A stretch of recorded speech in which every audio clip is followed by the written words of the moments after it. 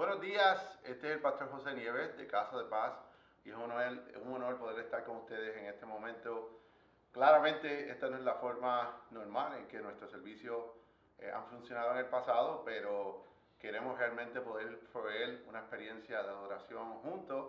Así que Mike, yo, Franco, hemos preparado un momento de adoración. Vamos a estar tratando de mejorar y trabajar todas las semanas, pero realmente es un honor poder ofrecer este momento de adoración juntos durante este tiempo. Durante este tiempo también, a pesar de que yo sé que no era el plan de muchos de ustedes, sabemos que tenemos este espacio de tiempo donde podemos estar con familia, podemos estar donde la comunidad ha parado y les invito a que pongan su confianza en Dios, ¿verdad? Que entendamos que Dios ha ganado el derecho de ser digno de nuestra confianza, que Dios ha sido fiel en otros momentos y por lo tanto va a ser fiel aún en este momento. Así que es un honor de nuevo poder estar en sus hogares, en tu celular, en donde sea que tú estás escuchando esta información. Y vamos a orar y comenzar nuestro servicio y vamos a continuar con la serie que hemos estado haciendo de 24 horas que cambiaron el mundo.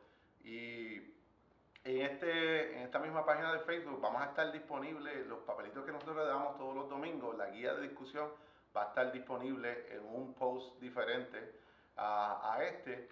Y pues nada, los grupos pequeños van a continuar tomando lugar a través de la semana. Nuestra oficina va a estar abierta. Yo estoy trabajando, el equipo de trabajo de la iglesia va a continuar trabajando. Y estamos disponibles para ustedes en cualquier necesidad que ustedes tengan y buscando oportunidades de cómo ministrar en nuestra comunidad. Así que vamos a orar y vamos a comenzar este tiempo de adoración juntos como iglesia. Así que ore conmigo. Señor Jesús, venimos delante de tu presencia, nos humillamos delante de ti. Te pedimos que durante esta hora, durante este tiempo que estamos juntos en adoración, tú nos separes de la locura de estas últimas 2 semanas y que podamos realmente declarar este tiempo a ser santo, a ser separado, a ser exclusivamente para ti, que sea un lugar seguro donde podamos estar en tu presencia, donde tú puedas guiar nuestro tiempo juntos, Señor. Guía nuestro tiempo de adoración, nuestro tiempo de enseñanza y permítenos ser realmente transformados a través de tu palabra. En el nombre de Jesús te pedimos esto. Amén y amén. Adore con nosotros.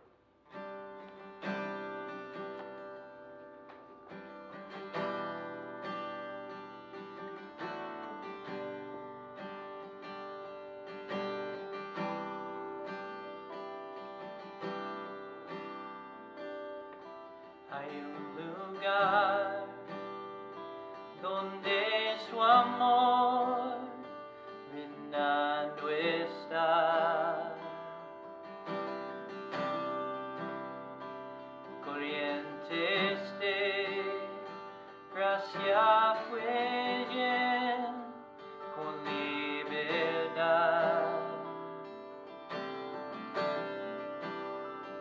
donde su amor es sin igual, fluyendo está como un caudal. A los pies de la cruz rindo todo a ti, asombrado estoy, asombrado estoy, cuando rojo fue tu amor, blanca fue mi maldad. Debo todo a ti, debo todo a ti, Jesús.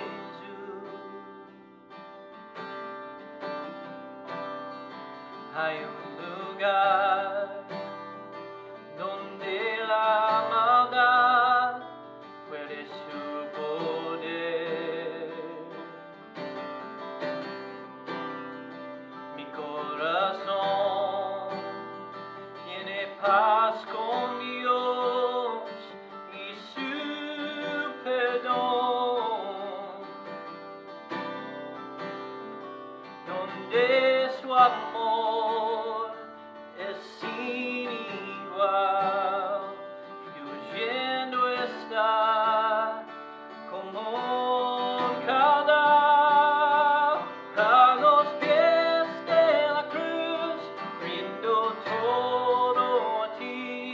asombrado estoy, cuando rojo fue tu amor, blanca fue mi maldad. Debo todo a ti, debo todo a ti. Mi fe está en ti, en tu santidad. Hoy me rindo, mis brazos abro a ti. Eres mi Salvador. Hoy me rindo a los pies de la cruz. Rindo todo a ti. Asombrado estoy, cuando fue tu amor, blanca fue mi maldad. Pero todo a ti, debo todo a ti, debo todo a ti, debo todo a ti, Jesús.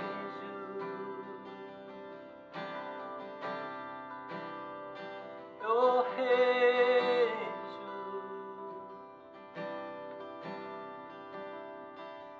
Jesús.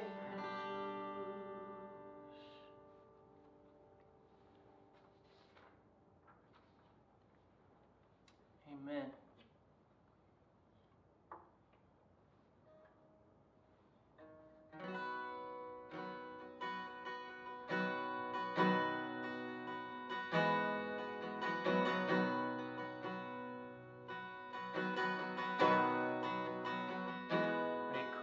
Recordaré aquella cruz donde sangró y murió Jesús, heridas que por mí sufrió, crucificado Salvador.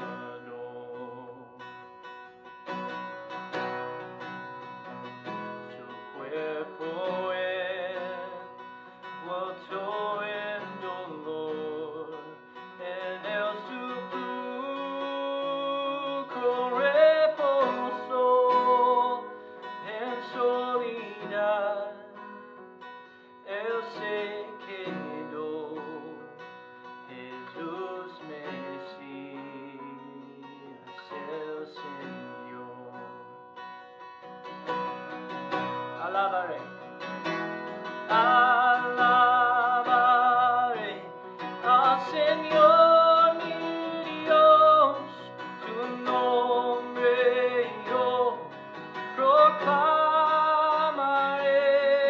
eternamente te cantaré, Señor, Señor mi Dios.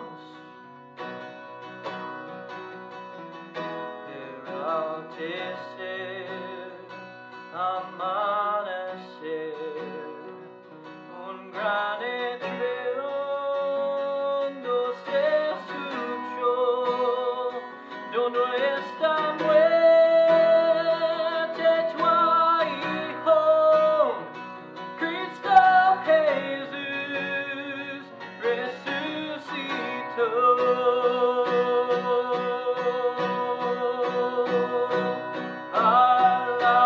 Alabaré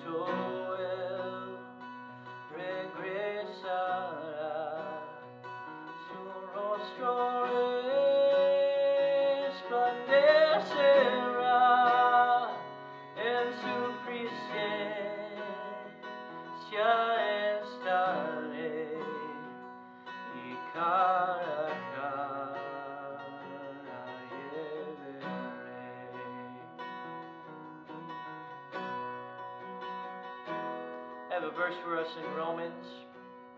It says, "You see, at just the right time, when we were still powerless, Christ died for the ungodly.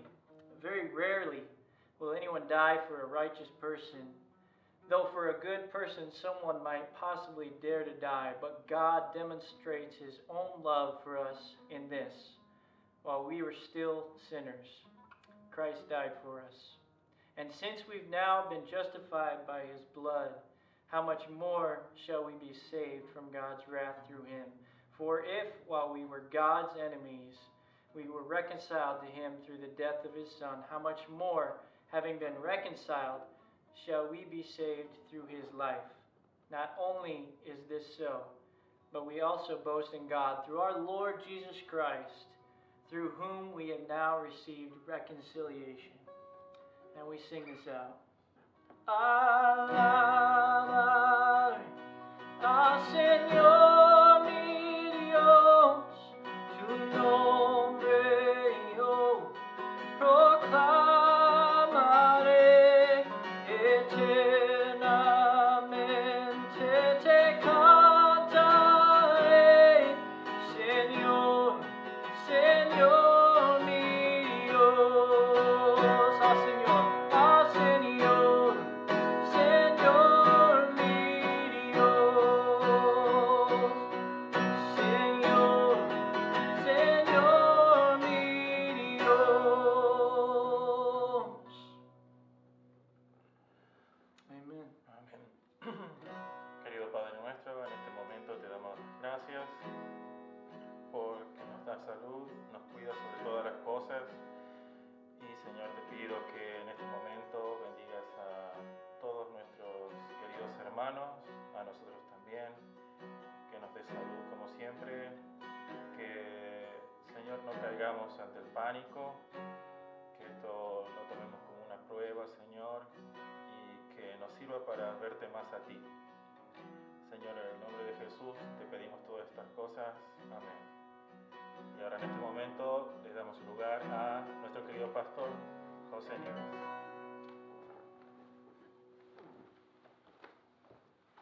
A través de las últimas semanas hemos estado estudiando y aprendiendo un poco más acerca de las 24 horas que cambiaron el mundo. Específicamente estamos leyendo un libro escrito por Adam Hamilton. Esta es nuestra tercera semana que estamos trabajando. La primera semana estuvimos trabajando en la Santa Cena y vimos el momento de la Santa Cena, estudiamos lo significativo de este momento, este último momento privado entre los discípulos y Jesús antes del momento de la gesto y antes de que entraran en un cambio de perspectiva. Es una última ocasión de poder Jesús compartir con ellos y vimos la apropiación de Jesús de una copa y un pan que había sido parte de la Pascua por muchos años y la identidad de los judíos, y la apropia y les explica: encima de eso, yo soy este pan, yo soy esta copa, yo soy el que va a derramar su sangre por nosotros o por los pecadores. Y la semana pasada estuvimos hablando acerca del jardín de Getsemaní, y específicamente acerca de lo difícil que fue este momento para Jesús. Vemos este lugar, este jardín, en donde Jesús va con los discípulos duermen. Él tiene esta presión de discípulos que se han dormido y lo están traicionando a través de dormir, y un discípulo que viene para traicionarlo con un beso para que fuera arrestado en ese momento. Y vemos esta tensión entre estos dos momentos, uno encima del otro, y cómo Jesús tiene que responder a esta realidad. Y específicamente vemos a un Jesús que en medio de esta realidad está dispuesto a decir: Padre, yo estoy dispuesto a hacer lo que tú me pides. Y hablamos acerca de ese momento difícil.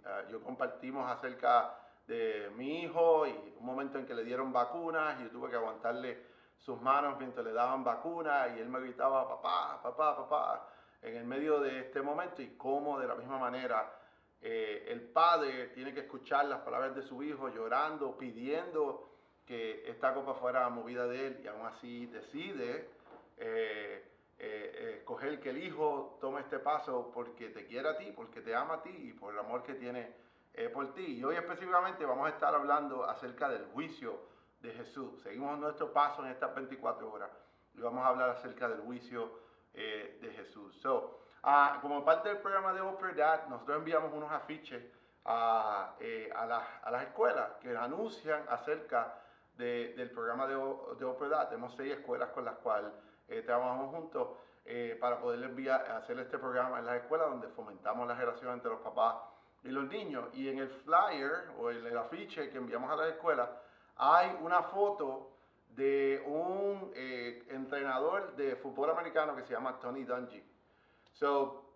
Hace unos años atrás estábamos en una de las escuelas y me di cuenta que llegó un señor con su hijo vestido con una camisa de los Indianapolis Colts, que es uno de los equipos de fútbol americano que él fue, el cual Tony Dungy fue uno de los coaches. Él llegó súper contento, súper emocionado y era el primero que estaba en línea. Yo lo vi, no pensé mucho en la realidad. Yo, que bueno, hay un papá que ya está aquí, que vamos a poder hacer el programa, qué chévere. Y unos minutos después yo empiezo a poner el desayuno, a poner los guineos y las naranjas y el jugo y todo lo demás y los papeles y las cosas que van a través del programa. Y él viene a donde me pregunta, ¿cuándo Tony Dungy va a llegar aquí? Y yo le tengo que explicar, bueno, Tony Dungy no viene hoy. Esto es simplemente, él es el spokesperson, ¿verdad? Él es la persona que habla por el programa, pero él no va a estar aquí hoy. Él había asumido a través del afiche de que Tony Dungy iba a estar presente en el programa. No había leído la parte donde dice que él es el spokesperson, ¿verdad? Que es la persona que habla por el programa.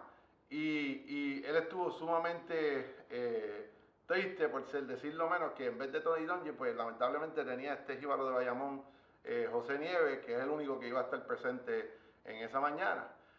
Y la forma en que la gente te identifica y como la gente cree, ¿verdad? Mientras él pensaba de que yo era la persona que le iba a dar acceso a Tony Dungy, él estaba súper contento conmigo. En el momento en que él se dio de cuenta que yo no iba a poder hacer eso, pues él no estuvo tan contento conmigo, ¿verdad? Y expresó cuán molesto estaba, ¿verdad? Tuve que explicarle, hablarle, participó, pero obviamente yo no soy Tony Dungy. Tony Dungy no va a estar presente. Hay una forma, ¿verdad? La gente te trata diferente pensando en qué habilidades tú tienes, quién tú eres y cuál es tu identidad. Y lo mismo pasa más o menos con el caso de Jesús, ¿verdad? La forma en que ellos estaban identificando a Jesús, la forma en que ellos entendían la identidad de Jesús en este proceso del juicio que pasa en la vida de Jesús, va a determinar muchas cosas. Pero antes de que entremos a la palabra, quiero darte varios datos importantes. Número uno, que Jesús, cuando lo dejamos la semana pasada, estando en el jardín de Getsemaní, estaba apenas a una milla y media de distancia del lugar en donde va a causar su juicio. Anticipamos, la semana pasada nos fuimos inmediatamente antes de que lo arrestaran. Claramente sabemos que después de que los discípulos no despiertan, Jesús está haciendo esta oración, entrega su voluntad, sea la voluntad de Dios, sea tu voluntad, Padre, no la mía.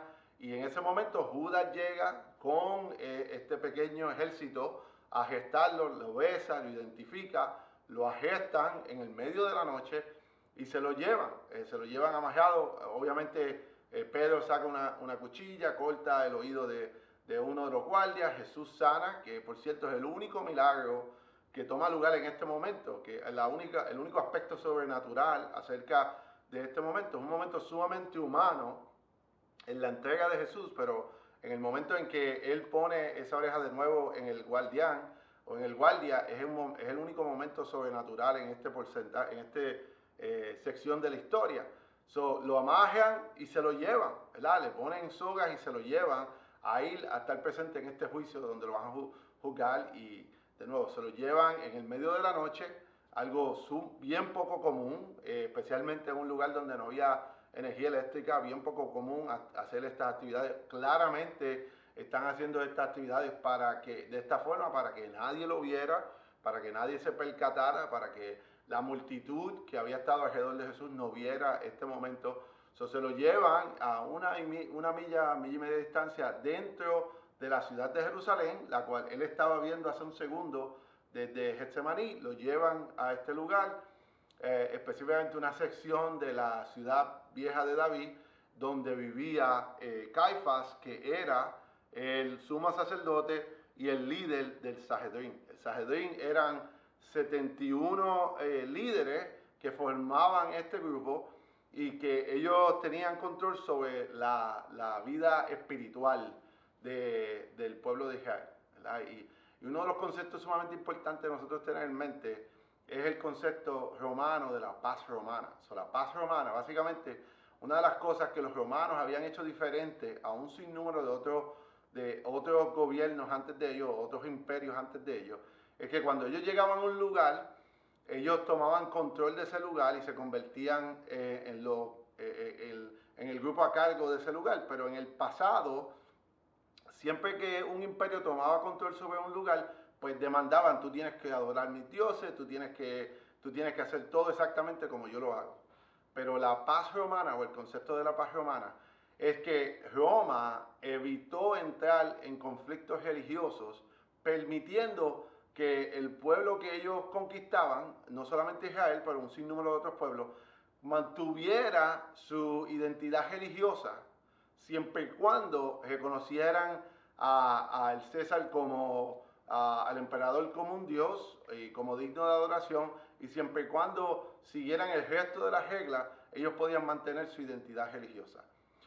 Y la idea era, y eso funcionó muy bien para los romanos, porque lo que causó fue que no hubo tanta pelea, los pueblos tendían no a crear revolución en contra de los romanos, porque a pesar de que estaban bajo una opresión, pues ellos mantenían su identidad religiosa. Pero en el caso de los judíos, esto era sumamente difícil, porque los judíos eran monoteístas, ¿verdad? Creían en un solo Dios, y eso los distinguía de otros pueblos cercanos. Y específicamente el Sanedrín, este grupo de 71 líderes, que está basado en el libro de la Biblia, Números, capítulo 11, versículo 16, donde Moisés escoge 70 líderes que van a estar con él gobernando y liderando el pueblo de Israel durante la travesía del desierto. Basado en eso, el Sanedrín es el que está a cargo de la vida religiosa del pueblo. Pero el control que ellos tienen, ellos saben que si hay una revolución, o si hay, como decimos en mi pueblo, mucho revolú en el pueblo de Israel o en la ciudad de Jerusalén, pues hay una posibilidad de que los romanos los remuevan de poder. Los romanos tenían control y permitían que el Sanedrín mantuviera control sobre la vida religiosa, siempre y cuando no hubiera una revolución, siempre y cuando no hubieran problemas, porque si había problemas, pues entonces los romanos entraban y tomaban control de la situación. Y pues obviamente sabemos que hay un gobernador, Poncio Pilato, que está viendo lo que está pasando, velando por los intereses de Roma. Y esto es algo que ellos habían repetido en muchos lugares, y si un grupo no se ajustaba a lo que ellos querían, pues la reacción era violenta en contra de ellos. Inclusive Jerusalén mismo, luego un poco después de, algunos 30 años después de la muerte de Jesús, es destruida pues, precisamente por esta razón, porque no tuvieron control, porque el Sanedrín no pudo mantener control, hay una revuelta, y la reacción de los romanos es destruir la ciudad. Ellos tenían razón para tener este tipo de miedo. Así que con eso en mente, con esas realidades en mente, leemos este verso específico, que de nuevo estamos todavía en Marcos 14, el mismo libro, ¿verdad? Son 24 horas que cambiaron la historia del mundo. Vamos a comenzar en el versículo 53, dice así, ¿verdad? Versículo 53 dice: llevaron a Jesús ante el sumo sacerdote, y se reunieron allí todos los jefes de los sacerdotes, los ancianos, los maestros de la ley, los jefes de los sacerdotes, y el consejo en pleno buscaba alguna prueba contra Jesús para poder condenarlo a muerte, pero no la encontraba. Pero Jesús se quedó callado y no contestó nada. Vemos esta tensión donde el sumo sacerdote y el Sanedrín saben que Jesús está poniendo en riesgo el orden que ellos habían mantenido, y que había mantenido paz, y que había mantenido a los romanos a cierta distancia donde ellos podían funcionar, pero sin que hubiera un reto. Ellos ven a Jesús como un reto y están buscando la forma de cómo vamos a separarnos de este hombre, cómo vamos a eventualmente cómo lo vamos a matar, ¿verdad? Cómo vamos a destruir a este hombre, qué pasos vamos a tomar para poder lograr eso. Y en ese momento, Caifás, que es el líder, el sumo sacerdote, o Caifás, le hace esta pregunta a Jesús, ¿verdad? Él le pregunta, ¿eres el Cristo? Este es el versículo 61. ¿Eres el Cristo, el Hijo del bendito? Le preguntó de nuevo el sumo sacerdote. Y esta pregunta es algo sumamente importante que nosotros entendamos esta pregunta. Porque la pregunta que Caifás está diciéndole a Jesús es, tú eres Cristo, ¿verdad? Tú eres, en otras palabras, Cristo era otra palabra para Mesías. Tú eres el Mesías, tú eres el cumplimiento de esta promesa de que alguien va a venir y va a restaurar el reino de los judíos. Tú eres la promesa, tú eres el Hijo del bendito, y esto es una referencia no a un Dios, pero a un humano que ellos entendían iba a venir en un momento a cumplir una profecía que ellos entendían no como la restauración del reino de Dios, pero como la restauración del reino de Israel. Y eso pues lo vemos esa tensión aún dentro de los mismos discípulos. Por eso es que los hermanos van a donde Jesús y le preguntan a Jesús, yo me puedo sentar a la mano izquierda y la mano derecha cuando nosotros tenemos control. Por eso es que cuando Jesús asciende al cielo, en Hechos capítulo 1, por eso es que nosotros vemos que ellos le preguntan, pero ¿cuándo tú vas a establecer el reino de Israel? Y Jesús, la contestación de Jesús es subir al cielo. Vemos esta tensión, ¿verdad? Caifás lo que le está preguntando no es si tú eres Dios, es, ¿eres tú el Mesías que viene, el que va a restaurar, el Hijo del bendito? Ambos títulos refiriéndose a este Mesías. Y la contestación que Jesús le da en el verso 72 es completamente diferente a lo que Caifás está preguntando. Esta es la contestación que Jesús le da.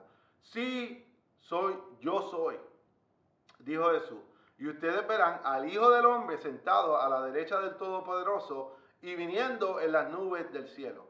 Hay tres partes importantes de esta contestación que Jesús le da. Número uno, Él dice, yo soy. Y esto es una referencia directa a Éxodo capítulo 3, versículo 14, donde de la zarza ardiente, Dios le contesta la pregunta a Moisés de quién yo voy a decir que me manda a hablar con Faraón, y la contestación que Dios le da es, yo soy el que soy.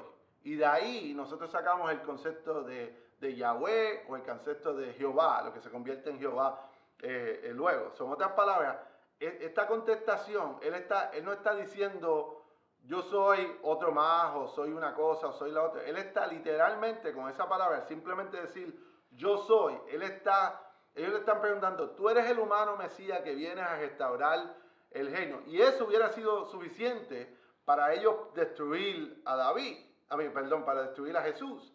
Pero lo que Jesús está contestando no es yo soy el Mesías humano que viene a establecer un reino similar al que tenía David.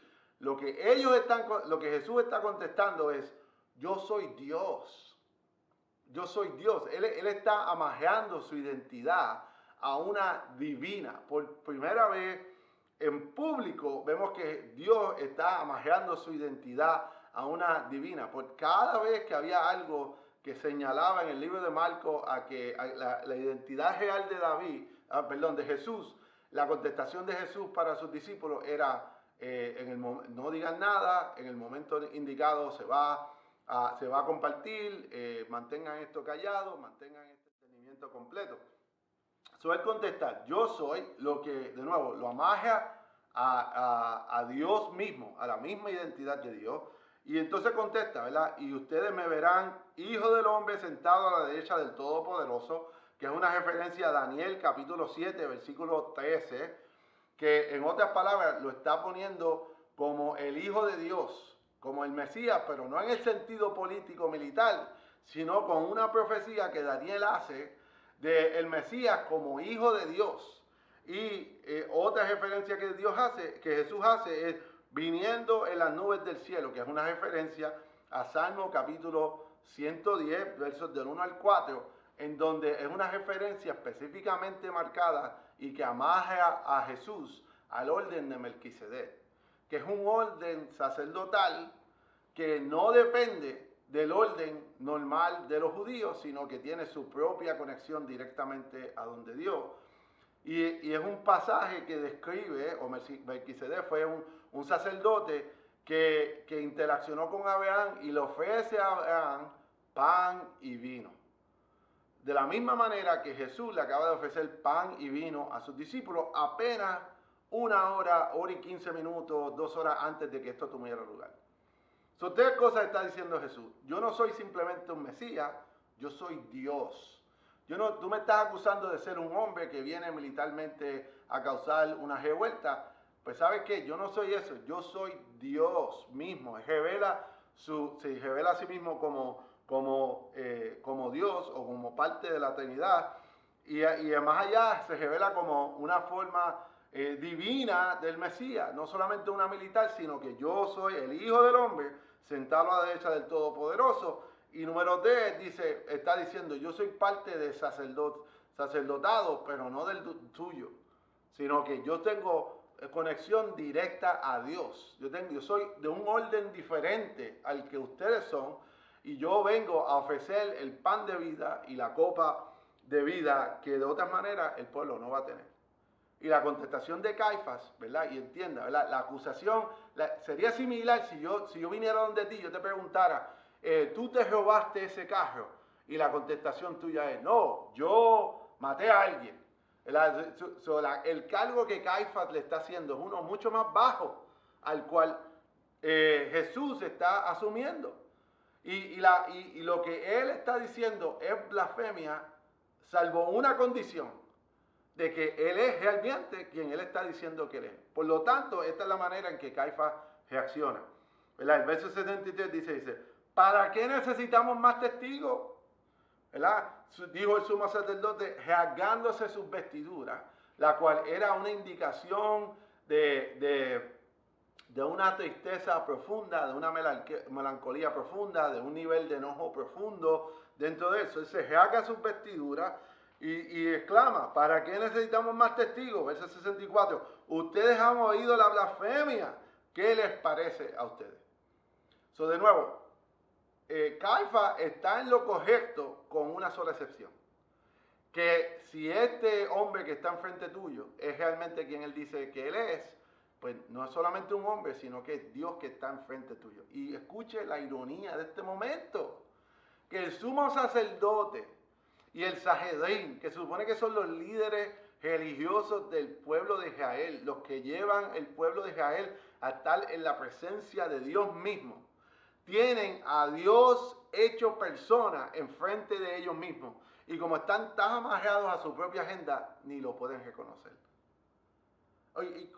Mi pregunta para ti en este día, ¿cuántas veces Dios está enfrente tuyo, está enfrente de tu situación, y como tú estás tan amarrado a la realidad en la cual tú estás viviendo, y como estás tan amarrado a tu propia agenda, y estás tan amarrado a tu propio ángulo de perspectiva, pierde el hecho de que Dios está enfrente tuyo y contigo, presente en ese momento?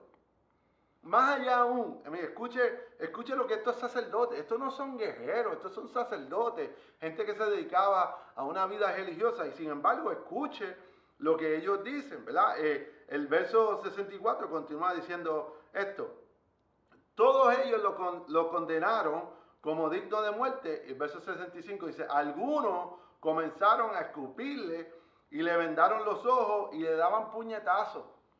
¿Verdad? Y escuche, profetiza, le gritaba, y los guardias también le daban bofetadas. En otras palabras, el libro de Marcos está separando el hecho de que sí los guardias le dieron bofetadas a Jesús, pero los primeros que le dan a Jesús son los miembros del Sanedrín.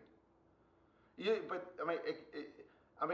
yo tengo que pensar, ¿verdad?, que esto es fuera del carácter de ellos. Esto no es lo que normalmente ellos hacen, ¿verdad? Por eso es que tienen una guardia, porque ellos no son hombres de pelea o hombres de reaccionar de esta manera. Y sin embargo, yo tengo que pensar, pero ¿por qué estos hombres reaccionan de esta manera? Y para mí hay una sola contestación. Es el miedo. El miedo que ellos tienen de que Roma nos va a quitar el poco poder que nosotros tenemos, que somos un pueblo oprimido, y si no controlamos a Jesús, vamos a terminar perdiendo el poco poder que nosotros tenemos. Por lo tanto, Este miedo causa que estos hombres religiosos, piadosos, que en última instancia tengo que asumir que tenían una buena intención, tienen tanto miedo de perder su poder en la sociedad, que la reacción de ellos es no solamente no reconocer a Jesús, sino que actuar violentamente en contra de Jesús. Y todos hemos estado en ese momento. Todos hemos estado en ese momento donde la histeria, inclusive en este mismo momento en que estamos viviendo como sociedad, donde la histeria, donde el miedo, dejamos que el miedo nos controle, dejamos que la histeria nos controle y reaccionamos de una manera que normalmente nunca hubiéramos reaccionado. Todos nosotros hemos visto que todos los papeles de toilet los han vendido, no pueden conseguir ningún papel de toilet en ningún lugar en este momento. Todos nosotros hemos visto como la gente está reaccionando en pánico, aún en la misma sociedad, ¿verdad? Y vemos esta realidad y actuamos en base a miedo, pero cuando actuamos en base de miedo, actuamos fuera de nuestro carácter. En el caso de estos hombres, ¿verdad? Lamentablemente para muchos nosotros los hombres, todo sentimiento que causa estrés en nuestras vidas termina demostrándose en enojo. Vergüenza se convierte en enojo, tristeza se convierte en enojo, déjame quieto, yo no quiero hablar con nadie, vergüenza, ¿verdad? Se convierte en enojo, miedo se convierte en enojo, todo se convierte en enojo. Muchas veces nosotros como hombres no sabemos cómo expresar nuestras emociones y terminamos expresando enojo. Y para mí esta es parte de la realidad que nosotros vemos en este pasaje específicamente. Estos hombres que normalmente eran hombres de Dios, que normalmente estaban buscando, en última instancia, ¿verdad? Habían amarrado su carácter y su integridad a un punto donde habían perdido la dirección que estaban buscando. Y vemos ellos reaccionar de esta manera. Y en el mismo momento que esto está pasando, Pedro está interaccionando con algunas personas, ¿verdad? El verso 66 dice esto: mientras Pedro estaba abajo en el patio, pasó una de las criadas del sumo sacerdote y cuando vio a Pedro calentándose, se fijó en él y dijo: tú también estabas con el Nazareno, con Jesús, le dijo ella. Pero él le negó: no lo conozco, ni siquiera sé de qué me estás hablando. Y salió afuera y a la entrada él lo volvió a negar. Y poco después los que estaban allí le dijeron a Pedro: seguro que tú eres uno de ellos, pues eres un Galileo. Y a mí lo único que me viene a la mente es que la mancha de plata no es tan grande en Pedro, ¿verdad? Esta indicación tan grande de que él pertenecía a este barrio de Galilea, que el acento, la forma de vestir, la forma de él, era bien obvio que realmente era de este lugar. Y la reacción de él, verso 71, es: él comenzó a echar maldiciones. No conozco a este hombre del que hablan, le juró. Y al instante un gallo cantó por segunda vez. Y Pedro se acordó de lo que Jesús había dicho: antes de que el gallo cante por segunda vez, me negarás 3 veces. Y se echó a llorar en ese momento. O sea, yo veo este momento en que, primero que nada, Pedro es el discípulo que más se acerca y continúa el camino, ¿verdad? Entiendan, hace apenas hora y media, hace quizás 2 horas máximo, Jesús estaba en el lado acababan de comer, él está durmiendo en el lado de una montaña, estaban tranquilos, estaban disfrutando, y de repente ahora las cosas se han puesto completamente diferentes. Arrestan a Jesús, se lo llevan en el medio de la noche, a 1 milla de distancia, y Pedro claramente, cuando todo el mundo se fue a coger, Pedro claramente siguió los caminos y se atrevió a entrar a Jerusalén y acercarse a donde este juicio está tomando lugar. Primero que nada, hay que entender que él fue sumamente valiente para tan siquiera llegar a este punto. Pero para mí, y de nuevo, esta es mi propia interpretación de este momento, pero para mí, Pedro está escuchando a Jesús hacer estas declaraciones en frente de Caifás. Y por primera vez, él finalmente entiende completamente que este Jesús, el cual él lleva siguiendo por 3 años, es alguien diferente a quien él pensaba que era.